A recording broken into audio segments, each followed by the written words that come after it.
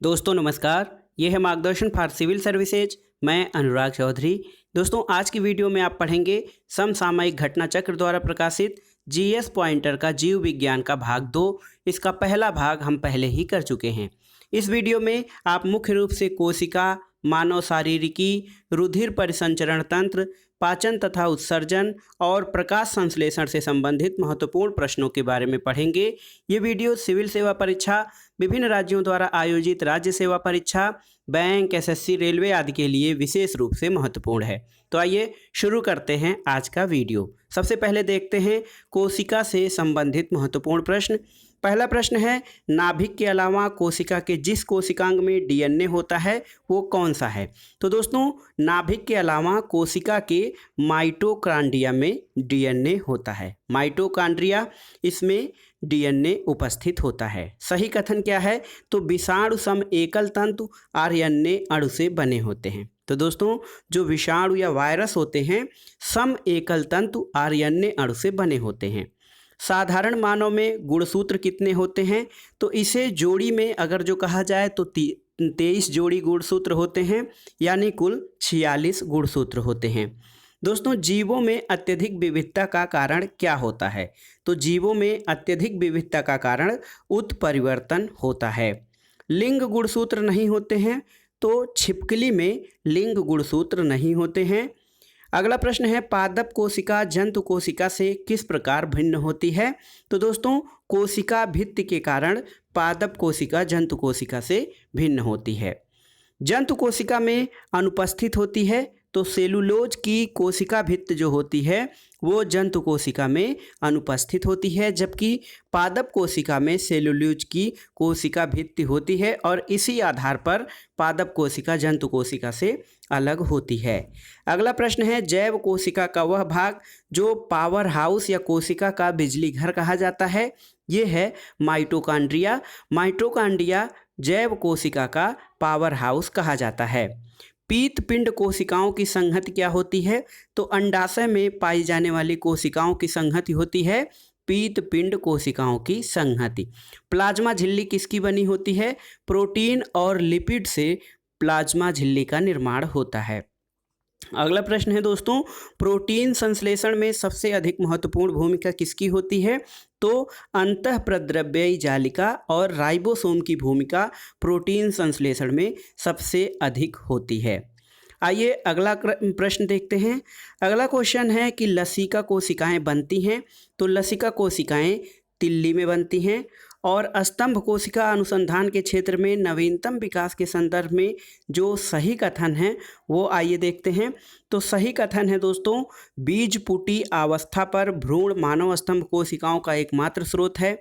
स्तंभ कोशिकाएं बीजपुटियों को नष्ट किए बिना प्राप्त की जा सकती हैं। स्तंभ कोशिकाएं वस्तुतः अनंत काल तक स्वयं ही पात्रे सजीवित हो सकती हैं। और भारतीय अनुसंधान केंद्रों ने कुछ कोशिका रेखाओं का भी सृजन किया है, जिन्हें कई प्रकार के ऊतकों में विकसित किया जा सकता है।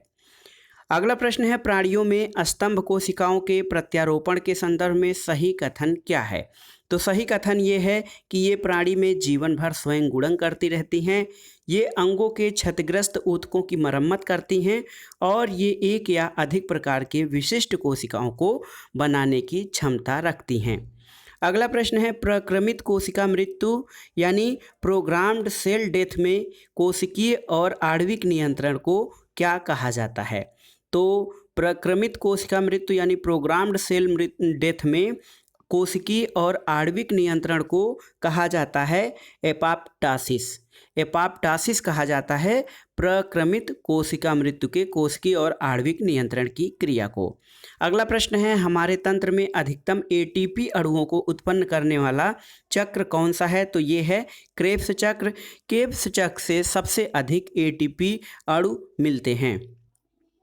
अगला प्रश्न अब मानव शारीरिकी से संबंधित है। इसके बारे में आइए महत्वपूर्ण प्रश्नों को देखते हैं। हमारे शरीर का अधिकतम भार बना होता है? तो हमारे शरीर का अधिकतम भाग जल का बना होता है।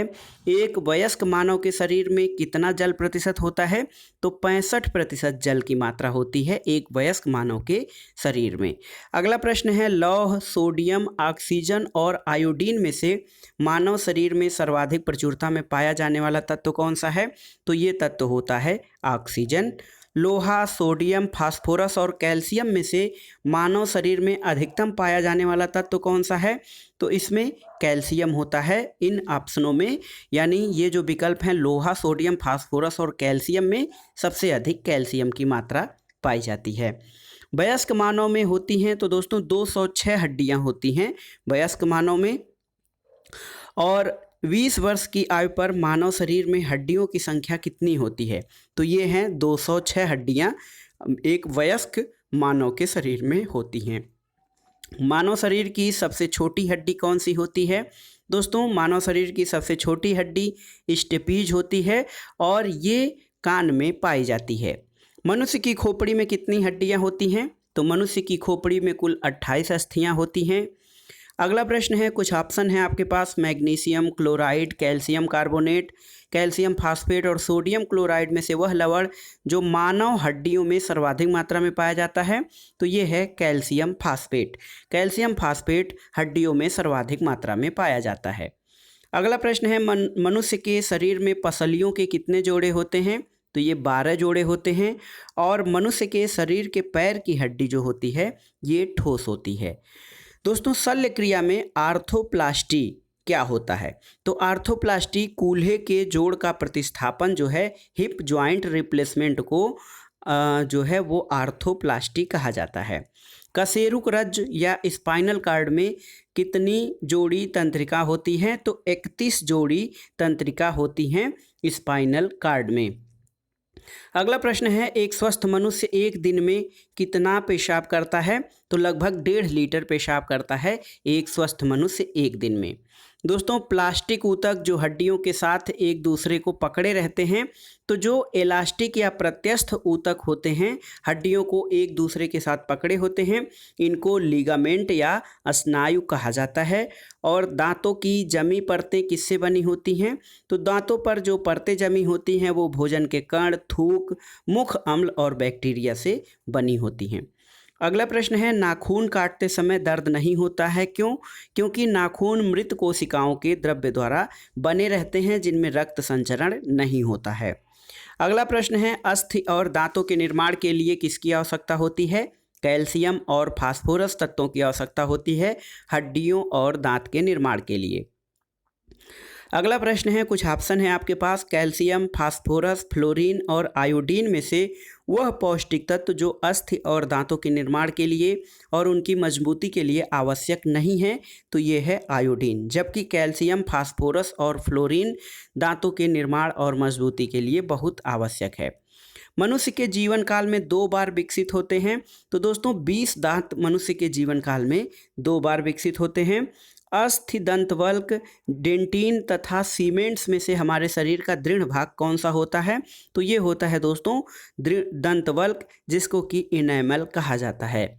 मानव शरीर की सबसे मजबूत मांसपेशियां कहाँ पाई जाती हैं? ये जबड़े में होती हैं। और देखिए सुमेलन करना है, उरोस्थ यानी ब्रेस्ट बोन ये स्टर्नम, जत्रुक यानी कॉलर बोन, क्लेविकल और जानु फलक यानी नी कैप ये पैटेला, और स्कंध फलक यानी शोल्डर ब्लेड इसको स्कैपुला कहा जाता है। अगला प्रश्न ये है कि मस्तिष्क किसके लिए जिम्मेदार होता है? तो दोस्तों मस्तिष्क हमारा कई प्रकार की क्रियाओं के लिए उत्तरदायी होता है, सोचने के लिए, हृदय गति नियंत्रण के लिए और शरीर के संतुलन के लिए। प्रतिवर्ती क्रियाओं यानी रिफ्लेक्स एक्शन का नियंत्रण केंद्र कहाँ होता है? प्रतिवर्ती क्रियाओं का नियंत्रण केंद्र कशेरुक रज्जु यानी स्पाइनल कार्ड में होता है। मानव के मस्तिष्क में स्मरण क्षमता होती है, तो स्मरण क्षमता याद रखिएगा सेरिब्रम में होती है। निषेचन या फर्टिलाइजेशन की क्रिया कहाँ होती है? तो अंडवाहिनी यानी ओविडक्ट में निषेचन की क्रिया होती है। मानव शरीर का वह भाग जहाँ शुक्राणु डिंब को निषेचित करता है वो होता है डिंबवाहिनी नली। और मादा जनन पथ में पहुँचने के पश्चात मानव शुक्राणु अपनी निषेचन क्षमता कितने दिन तक सुरक्षित रखते हैं? 1 से 2 दिन के लिए। मानव भ्रूण का हृदय स्पंदन करने लगता है। तो दोस्तों अपने परिवर्धन के चतुर्थ सप्ताह में मानव भ्रूण का हृदय धड़कन करने लगता है। वह कला जो परिवर्धनशील भ्रूण की शुष्कन से रक्षा करती है तो उसको उल्ब कहा जाता है। उल्ब या एम्नियान ये परिवर्धनशील भ्रूण की शुष्कन से रक्षा करती है। स्तनधारियों में श्वसन किससे होता है? तो फुफ्फुस या फेफड़े के द्वारा स्तनधारियों में श्वसन की क्रिया होती है। श्वसन की क्रिया में वायु के जिस घटक की मात्रा में कोई परिवर्तन नहीं होता वो क्या है? तो ये है नाइट्रोजन। नाइट्रोजन में कोई परिवर्तन नहीं होता है, जबकि ऑक्सीजन और कार्बन डाइऑक्साइड की मात्रा में परिवर्तन हो जाता है। अगला प्रश्न है, एक स्वस्थ व्यक्ति का हृदय 1 मिनट में औसतन कितनी बार धड़कता है? तो ये 72 बार धड़कता है। और हृदय कब आराम करता है? दोस्तों हृदय 2 धड़कनों के बीच आराम करता है। अगला प्रश्न देखते हैं। अगला प्रश्न है, सीने में दर्द, पसीना और जी मचलाना, बांह में दर्द और झंझनाहट और टांगों में दर्द में से वह लक्षण जो हृदयाघात से संबंधित नहीं है। तो हृदयाघात से टांगों में दर्द नहीं होता है, जबकि सीने में दर्द, पसीना और जी मचलाना, बांह में दर्द और झंझनाहट ये सब हार्ट अटैक से रिलेटेड लक्षण हैं। अगला प्रश्न है, हृदयाघात का सटीक लक्षण क्या है? तो जी मचलाना, तेज पसीना आना और सीने में तेज दर्द ये हार्ट अटैक का लक्षण होता है। हृदय में कितने कक्ष होते हैं? तो दोस्तों 4 चैम्बर्स यानी 4 कक्ष होते हैं हृदय में। हृदय स्पंदन एक विद्युतीय तरंग द्वारा निष्पादित होती है जो उपजती है, तो ये हृदय में उत्पन्न होती है। मानव कलाई में नाड़ी जो है वो किस गति से स्पंदन करती है? तो मानव कलाई में नाड़ी हृदय के बराबर गति से स्पंदन करती है। अगला प्रश्न है, मानव शरीर का तापक्रम न ही जाड़ों में ही घटता है और न गर्मियों में बढ़ता है, बल्कि ये बराबर रहता है। तो दोस्तों याद रखिएगा, मानव शरीर का जो तापमान है वो न जाड़ों में घटता है और न गर्मियों में बढ़ता है। अगला प्रश्न है, एक स्वस्थ वयस्क मनुष्य में रक्त का कुल परिमाण कितना होता है? तो 5 से 6 लीटर रक्त होता है एक स्वस्थ मनुष्य के शरीर में। अगला प्रश्न रुधिर परिवहन तंत्र से संबंधित देखते हैं। जो प्रश्न है, रक्त क्या होता है? तो रक्त एक तरल संयोजी ऊतक है। हीमोग्लोबिन क्या है? मानव रक्त में पाया जाने वाला एक पदार्थ है। और अगला प्रश्न देखते हैं, रुधिर वर्णिका के संबंध में कुछ कथन है, इनमें से सही कथन कौन सा है? तो रुधिर वर्णिका में लौह होता है। इसके अलावा यह रक्त को लाल रंग प्रदान करता है और यह रक्त में ऑक्सीजन का वाहक है। रुधिर वर्णिका या जिसे हम हीमोग्लोबिन कहते हैं, इसमें लौह तत्व की उपस्थिति होती है, रक्त को लाल रंग प्रदान करता है और रक्त में ऑक्सीजन का परिवहन करने का कार्य करता है। अगला प्रश्न है, हीमोग्लोबिन के बारे में सही कथनों पर विचार कीजिए। यह रक्त में ऑक्सीजन का संचार करता है, यह लौह युक्त यौगिक है और यह रक्त को लाल रंग प्रदान करता है। ये हीमोग्लोबिन के बारे में सही कथन है। दोस्तों शरीर में हीमोग्लोबिन का काम क्या है? ऑक्सीजन का परिवहन हीमोग्लोबिन का कार्य है। और वह प्राणी जिसके जीवद्रव्य में हीमोग्लोबिन का विलय हो जाता है ये होता है केचुआ। और रक्त में लाल रंग किसकी उपस्थिति के कारण होता है? तो रक्त में लाल रंग हीमोग्लोबिन वर्णक की उपस्थिति के कारण होता है। अगला प्रश्न है, लाल रक्त कणिकाओं यानी रेड ब्लड कार्पल्स का रंग किसके कारण होता है? तो लाल रक्त कणिकाओं का लाल रंग हीमोग्लोबिन की उपस्थिति के कारण होता है। अगला प्रश्न है, रक्त का शरीर में कौन सा कार्य होता है? तो रक्त का शरीर में कार्य है सारे शरीर में ऑक्सीजन को पहुंचाना, यानी शरीर में ऑक्सीजन की आपूर्ति करना, ये हमारे रक्त का कार्य है। अगला प्रश्न है, मनुष्य का औसत रक्तचाप या ब्लड प्रेशर कितना होता है? तो ये हाईएस्ट 120 और जो लोअर है वो 80 होता है। तो मनुष्य का औसत रक्तचाप 120 और 80 होना चाहिए। स्वस्थ मनुष्य का रक्तचाप यानी सिस्टोलिक और डायस्टोलिक होता है। तो सिस्टोलिक होता है 120 mm और डायस्टोलिक 80 mm होता है। रक्त दाब का मापक यंत्र कौन सा होता है? स्फिग्मोमैनोमीटर से ब्लड प्रेशर की माप की जाती है। अगला प्रश्न है, किसी व्यक्ति का रक्तचाप 140 mm Hg है, तो इस उल्लेख में Hg से तात्पर्य क्या होता है? तो Hg का मतलब होता है मरकरी या पारा। तो पारे के जो दाब है उसके आधार पर रक्तदाब मापा जाता है। जब एक व्यक्ति वृद्ध हो जाता है तो सामान्यतः उसका रक्तदाब पर क्या असर पड़ता है? दोस्तों, जब व्यक्ति वृद्ध हो जाता है तो उसका रक्तचाप बढ़ जाता है। ये देखिए, निम्नलिखित 4 व्यक्तियों के रक्तदाब का मान दिया गया है। इसमें से आपको बताना है कि कौन सा रक्तदाब सामान्य है। तो ये देखिए, श्री वाई जो हैं 120 और 80, इनका रक्तदाब सामान्य है। अगला प्रश्न है, हमारे शरीर में रक्त का दाब होता है, तो ये वायुमंडलीय दाब से अधिक होता है हमारे शरीर में जो रक्त है उसका दाब।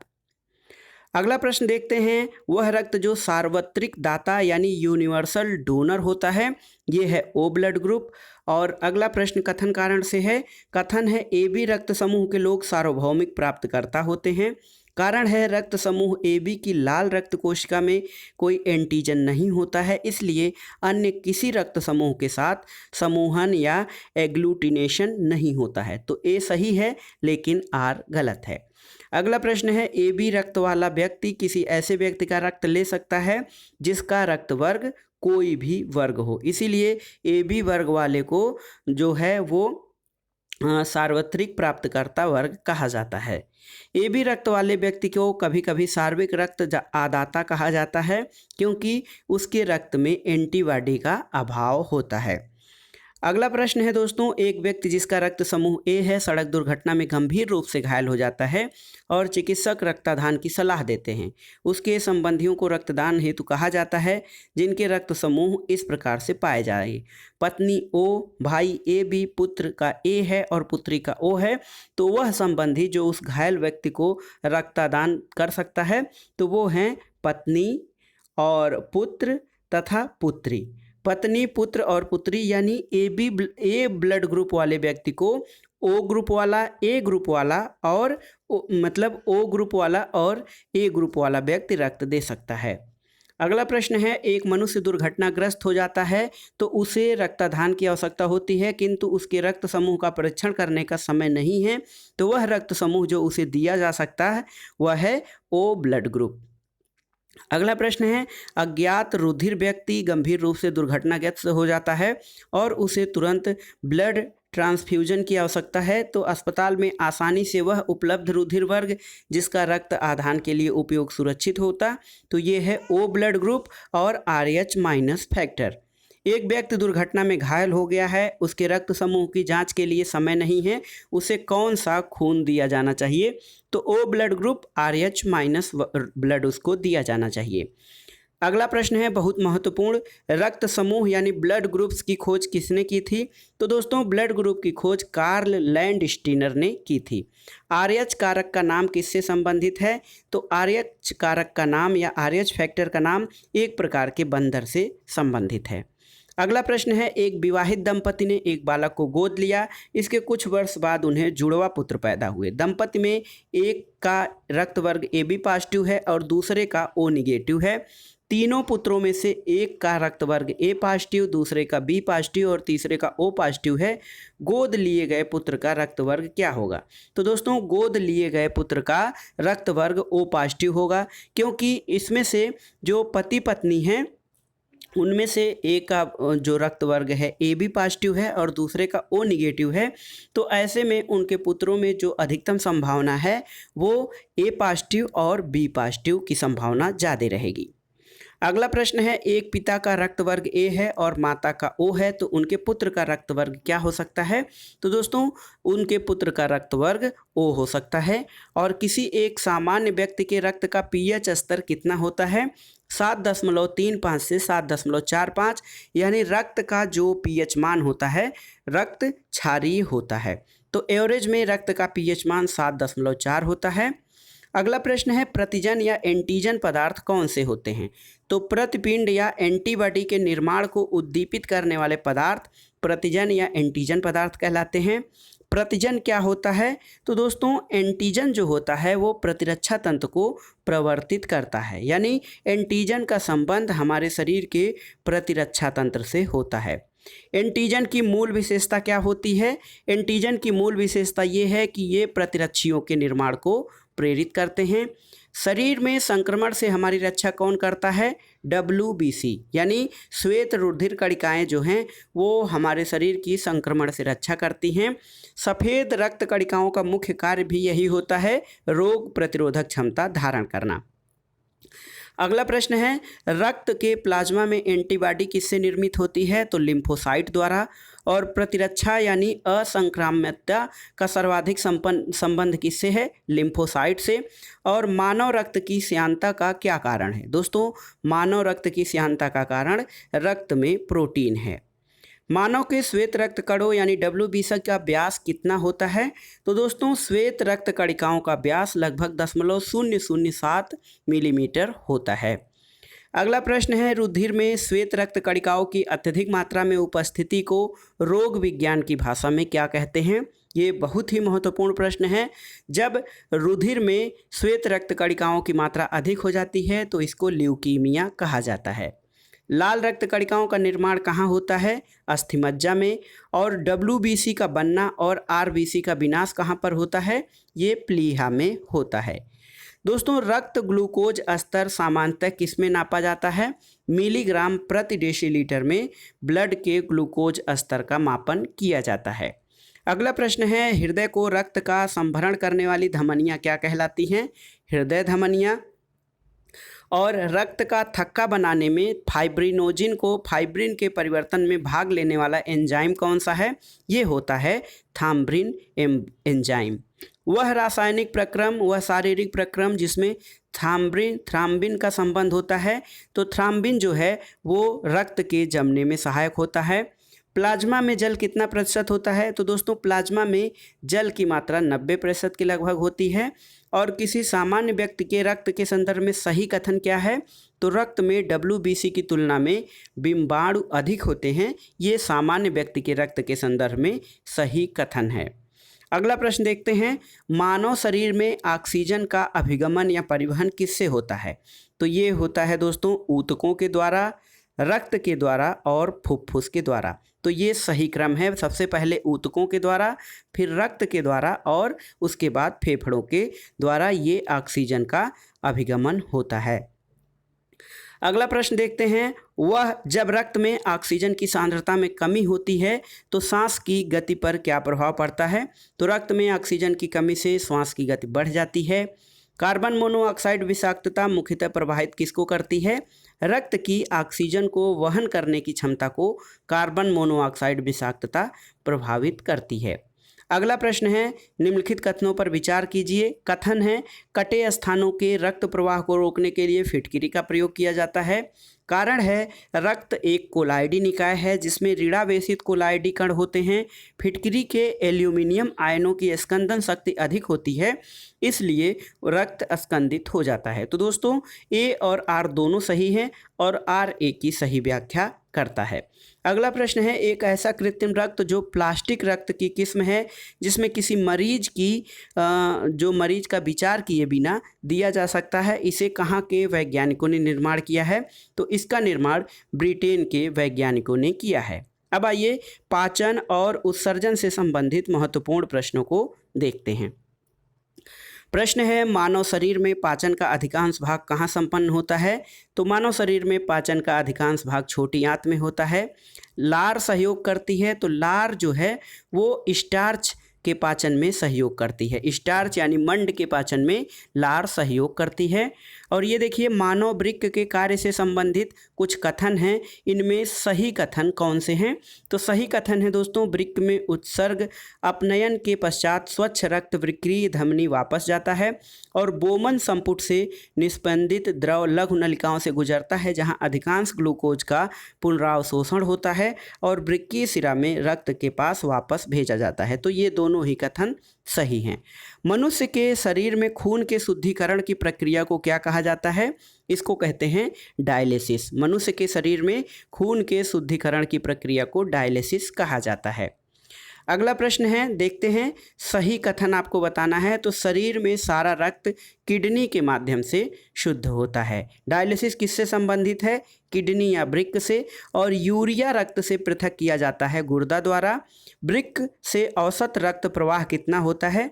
दोस्तों 1200 क्यूबिक सेंटीमीटर प्रति मिनट वृक्क से औसत रक्त प्रवाह होता है।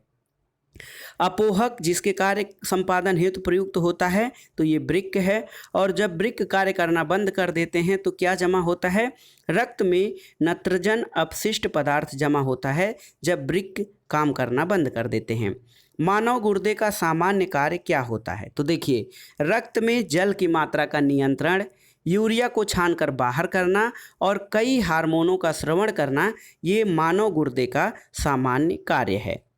अगला प्रश्न देखते हैं, मानव वृक्क अस्मरी यानी किडनी स्टोन में पाया जाने वाला प्रमुख रासायनिक यौगिक कौन होता है? Calcium oxalate. कैल्शियम ऑक्जेलेट मानव किडनी में पाया जाने वाला प्रमुख रासायनिक यौगिक होता है। कथन कारण से संबंधित है अगला प्रश्न। कथन है, मानव शरीर में यकृत वसा के पाचन में महत्वपूर्ण भूमिका निभाता है। और कारण है, यकृत 2 महत्वपूर्ण वसा पाचक एंजाइम उत्पन्न करता है। तो ए सही है लेकिन आर गलत है दोस्तों। एंजाइम क्या है? तो एंजाइम को बायो उत्प्रेरक कहा जाता है। एंजाइम मूलतः किस पदार्थ के बने होते हैं? तो एंजाइम मूल रूप से प्रोटीन होते हैं। अगला प्रश्न है, वह एंजाइम जो ग्लूकोज को इथेनॉल में परिवर्तित करने के लिए प्रेरित करता है, ये होता है जाइमेज एंजाइम। जाइमेज एंजाइम ग्लूकोज को इथेनॉल में परिवर्तन करने के लिए प्रेरित करता है। दोस्तों, जैविक सिस्टम में रासायनिक क्रिया की प्रक्रिया को तेज करने में उत्तरदायी पदार्थ कौन होते हैं? तो जैविक जो प्रक्रिया होती है उसमें किसी रासायनिक क्रिया को तेज गति प्रदान करने में एंजाइम सर्वाधिक महत्वपूर्ण होते हैं। लाइपेज, यूरिया, श्लेष्मा और हाइड्रोक्लोरिक अम्ल में से वह जिसकी उत्पत्ति यकृत का कार्य है, तो ये यूरिया है। लिपिड्स का पाचन कहाँ होता है? तो दोस्तों पित्त अम्ल और लाइपेसेज की उपस्थिति में लिपिड का पाचन होता है। मानव तंत्र में पाचक एंजाइम क्या नहीं है? तो गैस्ट्रिन पाचक एंजाइम नहीं है। अगला प्रश्न कथन कारण से संबंधित है।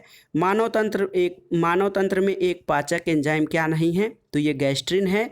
और ये देखिए कथन कारण से संबंधित प्रश्न। कथन है, हमारे आहार में सभी प्रोटीनों का पाचन केवल छोटी आंत में होता है। कारण है, अग्नाशय से प्रोटीनों का पाचन करने वाले एंजाइम को क्षुद्रांत में छोड़ा जाता है। तो यहाँ पर ए गलत है लेकिन आर सही है। प्रोटीन के पाचन में सहायक एंजाइम कौन सा है? ट्रिप्सिन एंजाइम प्रोटीन के पाचन में सहायक होता है। स्टार्च को जल अपघटन से ग्लूकोज बनाने वाला एंजाइम कौन सा है? तो ये है एमाइलेज। याद रखिएगा, स्टार्च को जल अपघटन से ग्लूकोज बनाने वाला एंजाइम एमाइलेज होता है।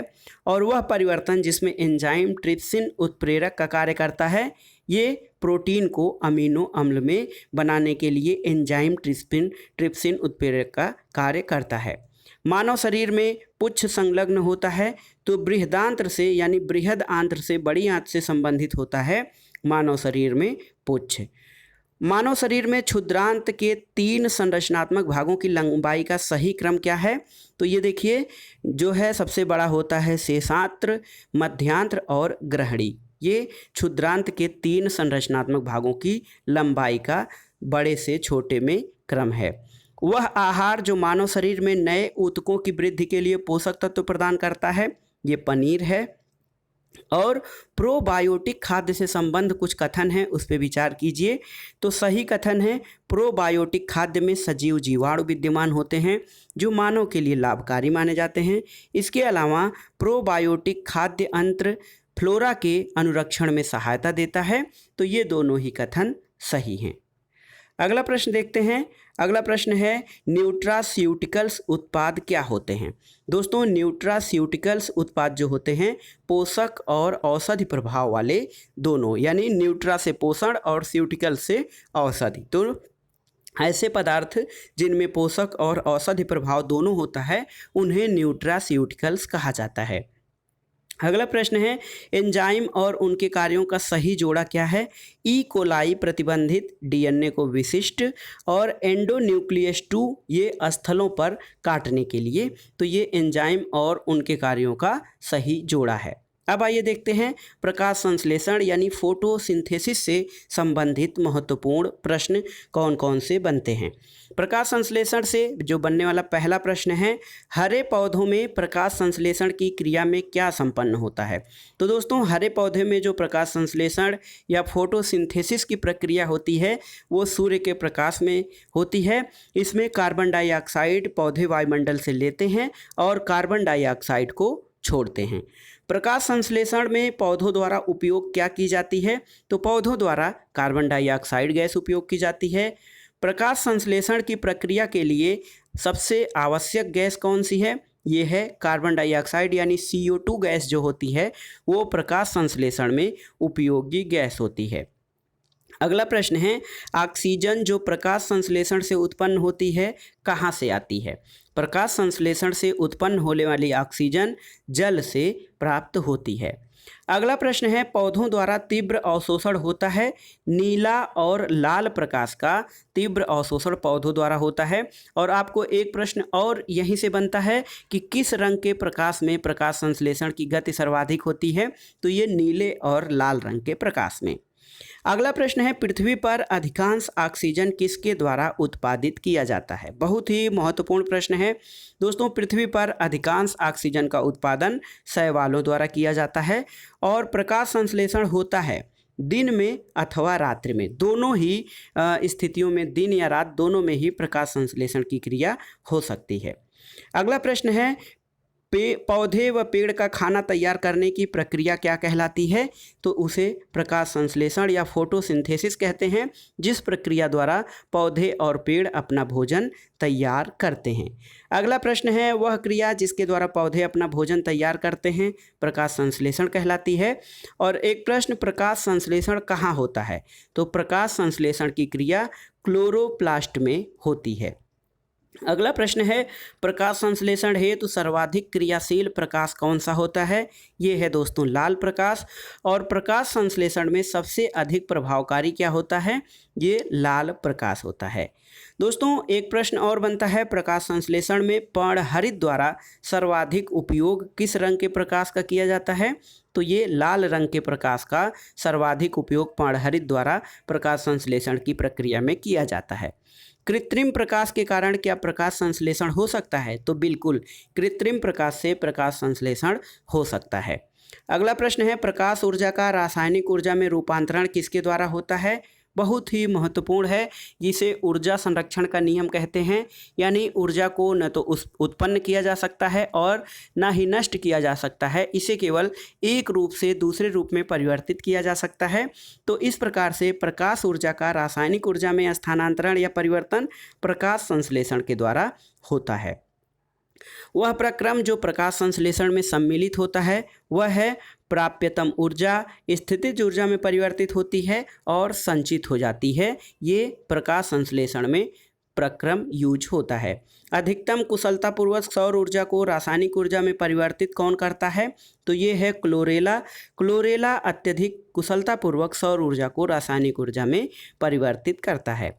अगला प्रश्न है दोस्तों, प्रकाश संश्लेषण, जल का अवशोषण, पोषक तत्वों का अवशोषण और पौधों को सहारा प्रदान करना में से पौधों की जड़ों का क्या कार्य नहीं है। तो प्रकाश संश्लेषण की क्रिया पौधों की जड़ों का कार्य नहीं, बल्कि उनके पत्तियों और कुछ पौधों में उनके तनों का कार्य होता है। तो इसमें जो पौधों की जड़ों का कार्य है वो है जल का अवशोषण, पोषक तत्वों का अवशोषण और पौधों को सहारा प्रदान करना। प्रकाश संश्लेषण टॉपिक से जो अगला प्रश्न है वह है, जब किसी वृक्ष की छाल वृक्ष के आधार के पास से गोलाकार चारों तरफ हटा दी जाती है तो ये वृक्ष धीरे धीरे सूखकर मर जाता है। ऐसा क्यों होता है, तो ऐसा इसलिए होता है क्योंकि जड़ें ऊर्जा से वंचित रह जाती हैं। अगला प्रश्न है दोस्तों, पौधों में फ्लोएम किसके लिए उत्तरदायी है, तो याद रखिएगा फ्लोएम जो होता है वो भोजन के लिए या आहार वहन के लिए उत्तरदायी होता है और पौधों में जो जाइलम होता है वो जल परिवहन के लिए उत्तरदायी होता है। तो फ्लोएम यानी आहार परिवहन के लिए उत्तरदायी और जाइलम जल या जो है वाटर के परिवहन के लिए उत्तरदायी। प्रकाश संश्लेषण का टॉपिक से अंतिम प्रश्न है, श्वसन, प्रकाश संश्लेषण, जैविक पदार्थों का क्षय और ज्वालामुखी क्रिया में से पृथ्वी के कार्बन चक्र में कार्बन डाइऑक्साइड की मात्रा को कौन नहीं बढ़ाता है?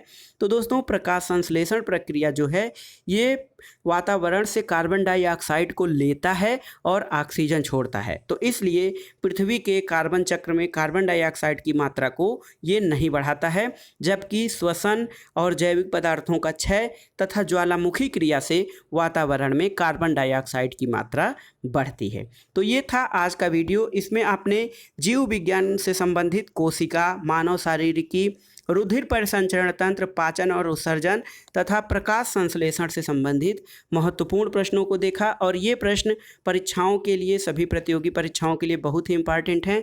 वीडियो आपको कैसा लगा हमें कमेंट बॉक्स में ज़रूर बताइएगा। वीडियो को लाइक करें, शेयर करें और इस चैनल मार्गदर्शन फॉर सिविल सर्विसेज को सब्सक्राइब करें। वीडियो देखने के लिए धन्यवाद। नमस्कार दोस्तों।